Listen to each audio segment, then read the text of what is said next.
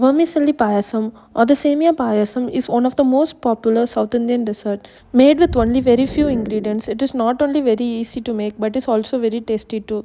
Welcome to my channel Curry Bites. Let's get started.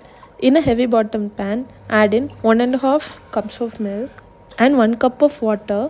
To this, add in half a cup of roasted vermicelli and half a cup of sugar. If you are using unroasted vermicelli, you can dry roast it or roast it on ghee till they are golden. On a medium flame, bring the milk to boil. Stir and ensure there are no lumps. Meanwhile, pound 2 cardamoms for the recipe. Keep stirring to ensure that there are no lumps. It also prevents the milk from getting spilled over. Keep stirring till the vermicelli is soft and fully cooked. Once the vermicelli is fully cooked, heat up a tempering pan. To that, add in 1 or 2 tablespoons of ghee. You can reduce the quantity of ghee if you do not prefer the flavor of ghee that much.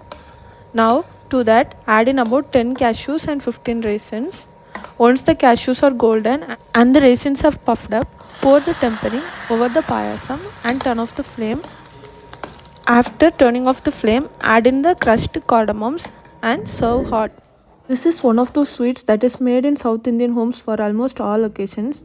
Hope you found this video useful. Give this recipe a try and share in your feedback. Subscribe to Curry Bites for more recipes. Thank you for watching.